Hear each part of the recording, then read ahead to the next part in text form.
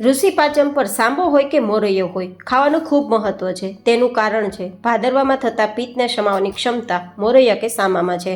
હવે તમને કન્ફ્યુઝન છે કે શું આ બંને વસ્તુ એક જ છે કે અલગ અલગ? તો આજ હું તમને જણાવી દઉં કે સામો હોય કે મોરૈયો હોય, બંને એક જ છે. સામો હોય કે મોરૈયો હોય, તે એક જંગલી ઘાસના બીજ છે અને તેમાં ભરપૂર મિનરલ્સ રહેલા છે અને કદાચ એટલે જ તે પાચનમાં ખૂબ હળવું છે. ઘણા બધા લોકોને કન્ફ્યુઝન છે કે જે ડાર્ક કલરમાં કે રફ સપાટીવાળો છે તે સામો છે અને જે વ્હાઇટ કલરમાં એકદમ ક્લિયર સપાટીવાળો છે, એકદમ નાના દાણાવાળો છે, તે મોરૈયો છે. પણ એવું નથી. તે નાના મોટા દાણાને અલગ કરવામાં આવે છે. તેને જે પ્રોસેસ કરવામાં આવે છે તે પ્રોસેસને વધારે પોલિશ કરી અને એકદમ સફેદ આપણી સામે આવે છે તેને આપણે ઘણીવાર મોરૈયો તરીકે ઓળખતા હોય છે. અને જે રફ સપાટી કે જેમાં પોલિશ થયેલ નથી હોતું તેને આપણે સામો તરીકે ઓળખતા હોય છે. હકીકતમાં આ બધા જ દાણા છે તે એક જ છે અને જુદી જુદી જગ્યાએ જુદા જુદા નામથી ઓળખવામાં આવે છે. જેમ કે તેને મોરૈયો કે મોરિયો, સામો કે સાંબો, સામક, સમાચાવલ, મોરધન, વરઈ, કોદરી કે પછી જંગલી ચોખા અથવા તો ભગર જેવા નામથી ઓળખવામાં આવે છે. બસ કન્ફ્યુઝન આ જ હતું જે મેં સોલ્વ કરી દીધું. તો ચલો રેસીપી શરૂ કરીએ. હવે આપણે તૈયાર કરીશું સ્પેશિયલ સોફ્ટ સાંબાની પૂરી કે મોરૈયાની પૂરી. તો જેમના માટે આપણે સાંબો લીધો છે, જેટલી પૂરી તૈયાર કરવી હોય તે રીતે સાંબો લેવાનો. મેં અડધા કપ જેટલો લીધો છે, ધોઈ લીધો છે જેથી કચરો નીકળી જાય અને હવે 2 કલાક માટે તેને પલાળવા છોડી દેવાનો છે. સામાને એઝ એ દાણો થોડો સોફ્ટ થાય તેના માટે પલાળવો ખૂબ જરૂરી છે. લગભગ 2 કલાક જેવો મેં સમય પલાળવા માટે આપ્યો છે અને અત્યારે દાણો પહેલાં કરતાં સરસ ફૂલી ગયો છે. તો હવે આપણે તેને મિક્સરમાં લઈ લેવાનું છે ગ્રાઇન્ડ કરવા માટે. અહીંયા કોઈ પણ પ્રકારના ફરાળી લોટ, બટેટા, સાબુદાણા કે પછી મગફળીના દાણાનો ઉપયોગ નથી કરવાના. માત્ર સામો કે મોરૈયાની જ આપણે આખી ફરાળી થાળી તૈયાર કરવાના છીએ. એ પણ સરળ રીતે અને ફટાફટ, તમને બધાને ખૂબ પસંદ આવે તે રીતે. સાંબોમાં એટલા બધા પોષક તત્વો રહેલા હોય છે કે તમે બિલીવ નહીં કરી શકો કે તમને કેટલા ફાયદા થવાના છે. હવે પાણીને નિતાર્યા પછી આ રીતે ગ્રાઇન્ડ કરવાનું છે. પાણી સાથે ગ્રાઇન્ડ નથી કરવાનું, નહીં તો એકદમ પાતળું થઈ જશે.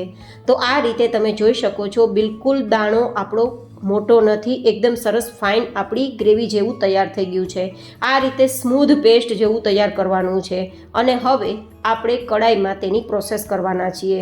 એકદમ સરળ રીતે આ પૂરી તૈયાર થાય છે. બધા જને ખૂબ પસંદ આવે. ઠંડી થઈ ગયા બાદ પણ ચવડ નહીં થાય. એકદમ સુપર સોફ્ટ આ પૂરી રહેવાની છે. તો હવે આપણે કડાઈમાં લગભગ 1 ચમચી જેટલું ઘી લેશું. બહુ વધારે ઘીની જરૂર નથી. હું તો અહીંયા અડધી ચમચી જેટલું જ ઉપયોગમાં લઉં છું. તમે 1 ચમચી પણ લઈ શકો છો જેથી આ સામો છે તે તળીએ કડાઈમાં ચીપકે નહીં. જોકે જાડા તળિયાવાળી કડાઈનો જ ઉપયોગ કરવાનો છે. હવે ગેસની ફ્લેમ ધીમી રાખવાની છે. બધું જ બેટર કડાઈમાં લઈ લેવાનું છે અને પછી સતત તેને ચલાવવાનું છે. અને હા, સ્વાદ પ્રમાણે આપણે અહીંયા સેંધા નમકનો ઉપયોગ કરીશું. મેં 1 નાની ચમચી જેટલો ઉમેરેલો છે, સાથે 2 ચપટી જેટલો મરી પાવડર, જેથી એકદમ ટેસ્ટી આપણી પૂરી તૈયાર થાય. હવે બસ એક જ ડાયરેક્શનમાં ચલાવવાનું છે જ્યાં સુધી આ બધું જ મિશ્રણ ભેગું ના થવા લાગે. જો ચલાવવાનું છોડી દેશો તો ગાંઠા થવા લાગશે અને તળિયે પણ ચીપકવા લાગશે. તો ધ્યાન આપવાનું છે. બસ 2-3 મિનિટ ચલાવશો તો આ રીતે ફટાફટ બધું જ બેઝ છે તે ભેગું થઈ જશે, કારણ કે તેને થીક થતાં બિલકુલ સમય નથી લાગતો. તો આ રીતે હવે બેઝ ભેગું થવા લાગ્યું છે તો તેને નીચે લઈ લેશું અને પછી થોડું ઠંડુ થવા દેશું, કારણ કે ઠંડુ થશે નહીં તો આપણે તેને મસળી શકશું નહીં, કારણ કે તે ગરમ છે. અને જો ઉતાવળ હોય ને ફટાફટ ઠંડુ કરવું હોય તો આ રીતે કડાઈમાં પોળું કરી દેવાનું જેથી ફટાફટ ઠંડુ થઈ જાય. આ રીતે સરસ મજાનું ઠંડુ થઈ ગયું છે. તો હવે તેને આપણે પહેલાં ભેગું કરી લેવાનું છે. આમાં આપણે બીજા કોઈ પણ પ્રકારના લોટ નથી મિક્સ કરવાના. માત્ર આ જ રીતે આપણે સાંબામાંથી પૂરી તૈયાર કરવાના છીએ. જુઓ તમે, બિલકુલ હવે હાથમાં નથી ચીપકતું. જરૂર લાગે તો હાથને પહેલાં ઘીથી કે તેલથી ચીકણો કરતો જવાનું, જેથી એકદમ સરસ બધું બેઝ આ રીતે સ્મૂધ થઈ જાય અને ભેગું પણ થતું જાય. હવે પૂરીને તમારે બિના ઝંઝટ વણવી હોય કે બિના ઝંઝટ તૈયાર કરવી હોય તો આ રીતે પોલિથીન બેગ કે પછી જાડું કોઈ સારું ફૂડ ગ્રેડ પેકેટ હોય, પ્લાસ્ટિક હોય, તેને પહેલાં ઘીથી એકવાર ચીકણું કરી લેવાનું અને પછી જેવડી સાઇઝમાં પૂરી તૈયાર કરવી છે તે સાઇઝનો આ રીતે લોટ હાથમાં લેવાનો અને પછી લુઓ કરી અને વચ્ચે રાખી અને પછી ફરીથી જે આપણો પોલિથીન બેગ છે તેને આપણે આ રીતે ઢાંકી દેવાનું છે અને પછી ઉપરથી કોઈપણ પ્રકારની ફ્લેટ વાટકી છે તેને દબાવી દેવાની છે. તો વણવાની ઝંઝટ વગર પૂરી તૈયાર થશે. મીડિયમ ગરમ તેલમાં મીડિયમ ગેસની ફ્લેમ પર એક બબે જેટલી સમાય તેટલી પૂરીને ઉપર આ રીતે જારો કે ચમચો દબાવતું જવાનું છે અને ફેરવતું જવાનું છે. ફટાફટ ગોલ્ડન કલર પર પૂરી આવી જશે અને દડાની જેમ ફૂલીને પણ તૈયાર થશે, જે તમે જોઈ શકો છો. તો આ રીતે હવે હું બધી જ પૂરી છે તે તૈયાર કરી લઉં છું. તો તમને મારી આ સાંબાની પૂરી તૈયાર કરવાની રીત કેવી લાગી? સામો કે મોરૈયો છે તેમાં શું કન્ફ્યુઝન છે, શું લેવું જોઈએ, શું ખાવું જોઈએ, શું એ ખરેખર બંને અલગ છે કે એક છે, એ બતાવવાની રીત સાથેનો આ વિડીયો કેવો લાગ્યો કોમેન્ટ બોક્સમાં મને લખીને જરૂર બતાવજો. હવે આપણે બીજી આપણી થાળીમાં સાંબાની વેરાયટી તૈયાર કરીશું ને તે છે રોસ્ટેડ ખીર. અહીંયા સાદી ખીર તૈયાર નથી કરવાના, પણ રોસ્ટેડ ખીર તૈયાર કરવાના છે, જે ખૂબ જ સ્વાદિષ્ટ લાગશે. જે લોકોને સાંબાની ખીર પસંદ નથી તે લોકો પણ આંગળા ચાટતા રહી જશે. તો જેમના માટે આપણે લેશું ફરીથી સાંબો, લગભગ અડધા કપ જેટલો, ગ્રામથી 100 થી 120 ગ્રામ જેટલો છે. તેને પણ આપણે પહેલાં એક વાસણમાં લઈ લેવાનો છે, ધોઈ લેવાનો છે અને પછી તેને પણ પાણી ઉમેરી 1 કપ જેટલું અને પછી 15 મિનિટ માટે પલાળવા છોડી દેવાનો છે. સાંબાનો ઉપયોગ કરતાં પહેલાં તેને પલાળવો ખૂબ જરૂરી છે. પછી તમે કોઈ પણ વાનગી તૈયાર કરતા હોય અને 15 મિનિટ જેવો સમય થાય ત્યાં સુધીમાં આપણે બીજી પ્રોસેસ કરી લઈએ. તો લગભગ કડાઈમાં 2 ચમચી જેટલું ઘી ગરમ કરીશું અને તેમાં ડ્રાયફ્રૂટ્સને રોસ્ટ કરી લઈશું. 1/4 કપ જેટલા કાજુ, 1/4 કપ જેટલી બદામ અને 2 ચમચી જેટલા પિસ્તા. આ રીતે હવે ગોલ્ડન કલર પર આવે ત્યાં સુધી શેકી લેશું. એકદમ ટેસ્ટી આપણી ખીર લાગશે. આ રીતે ડ્રાયફ્રૂટ્સને રોસ્ટ કર્યા બાદ તેમાં ઉમેરશો તો હવે તેને બહાર કાઢી લેશું અને તેને થોડા ઠંડા થવા દઈશું. હવે આ જ ઘીની અંદર આપણે દૂધ મિક્સ કરવાનું છે, જેથી દૂધ પણ રોસ્ટ થઈ જશે. લગભગ અડધા લીટર જેટલું છે. બહુ ફૂલ ફેટ દૂધની જરૂર નથી. 1/4 કપ જેટલી મિશ્રી ઉમેરીશું. તમે અહીંયા ખાંડનો ઉપયોગ કરી શકો છો. અને આપણે રોસ્ટેડ ખીરને વધારે શાહી બનાવવા માટે થોડા કેસરના ધાગા પણ મિક્સ કરી દઈશું અને પછી આ રીતે ચલાવશું માત્ર 1-2 ઉફાણ આવે ત્યાં સુધી. વધારે આપણે દૂધને ઉકાળવાની જરૂર નથી. હવે 15 મિનિટ જેવો સમય થઈ ગયો છે. સાંબો પણ સરસ પલળી ગયો છે. તો તેમાંથી પાણી કાઢી લેવાનું છે અને પાણી કાઢેલા સાંબાને હવે આપણે આ ઉકળતા દૂધમાં મિક્સ કરી દેવાનું છે અને પછી તેને બરાબર રીતે ધીમા ગેસની ફ્લેમ પર કૂક કરવા છોડી દેવાનું છે. ત્યાં સુધીમાં આપણે જે ડ્રાયફ્રૂટ્સ રોસ્ટ કર્યા છે તેને આ રીતે થોડા ટુકડા કરી લેશું. તમે ટુકડા કરીને રોસ્ટ કરી શકો છો અથવા રોસ્ટ કરીને ટુકડા કરી શકો છો, એઝ યોર ચોઇસ. આ રીતે આપણી ખીરના દાણા સરસ કૂક થઈ ગયા છે. જુઓ તમે, 2-3 મિનિટમાં કૂક થઈ જશે, સમય નહીં લાગે. છતાં આ રીતે દાણો ચેક કરી લેવાનો.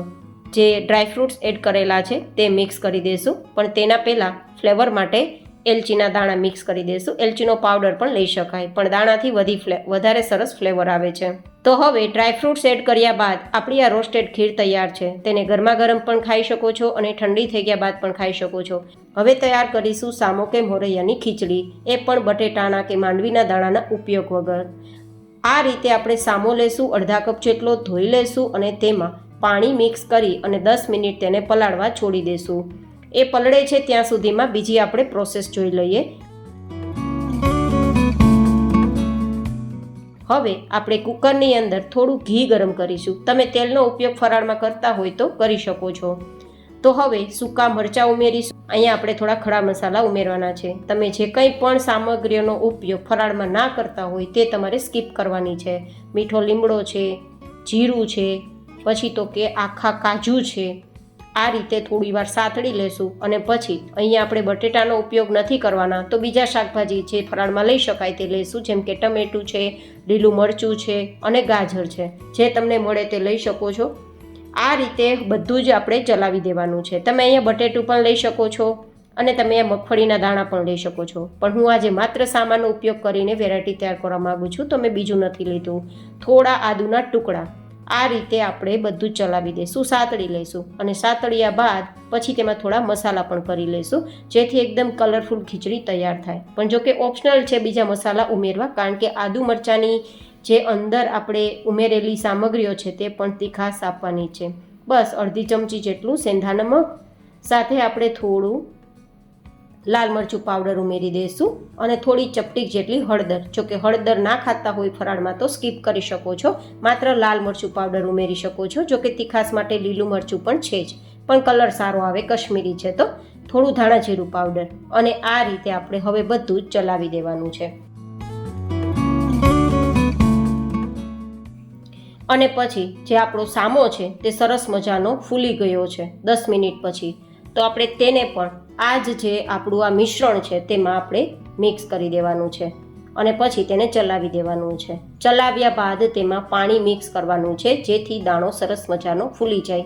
2.5 કપ જેટલું પાણી ઉમેરીશું, મતલબ અડધા કપ જેટલો સામો છે તો તેના 5 ભાગનું આપણે પાણી ઉમેરવાનું છે. સામો એકદમ સરસ મજાનું ફૂલી જાય અને ખીચડી થોડી લૂઝ રહે તેના માટે, કારણ કે ખીચડી સામાની થોડી લૂઝ જ વધારે પસંદ આવે છે.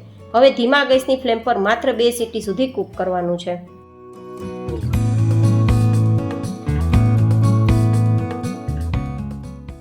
બે મિનિટ પછી તમે જુઓ ખીચડીનું ટેક્સચર કેટલું સરસ આવ્યું છે. જો એકદમ સરસ લૂઝ છે અને ખીચડી આપણી નીચે તળિયે ચીપકી પણ નથી, એકદમ પરફેક્ટ તૈયાર થઈ છે.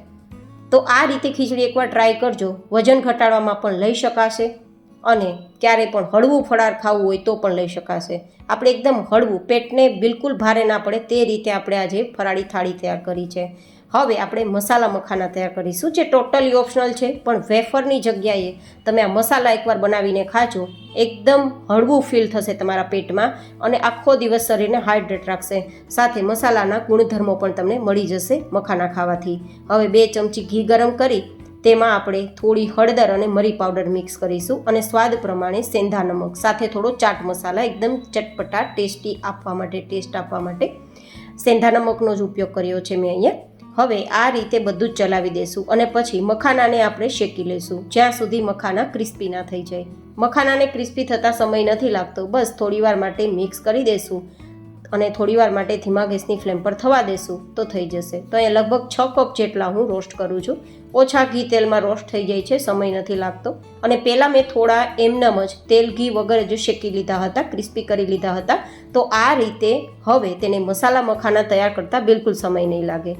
તો બસ 1-1.5 મિનિટમાં મસાલા મખાના પણ તૈયાર થઈ જશે. તો જે લોકોને બહુ વધારે ઘી તેલ પસંદ નથી અને વેફરમાં વધારે તેલ પીવાતું હોય છે, બટેટું ખાવું નથી અથવા બટેટું ખાઈ શકાતું નથી, તો આ રીતે મખાના ખાઈ શકે છે. તો મસાલા મખાના તૈયાર છે. હવે આપણે આપણી આ ડીશને સર્વ કરી લઈએ. તો જેમાં સૌથી પહેલાં આપણે જે તૈયાર કરેલ રોસ્ટેડ ખીર છે તે આપણે રાખશું આપણી થાળીમાં. પછી આપણી ફૂલેલી દડાની જેમ બિલકુલ ઉપર તેલ ના હોય તેવી સામાની પૂરી, મસાલા મખાના અને એકદમ ટેસ્ટી બટેટા કે સાબુદાણા કે મગફળીના ઉપયોગ વગરની ખીચડી. તો આજની મારી આ થાળી રેસીપી કેવી લાગી એ કોમેન્ટમાં જરૂર બતાવજો. ફરી મળીશું એક નવી જ હેલ્ધી રેસીપી સાથે. ત્યાં સુધી stay healthy and stay happy.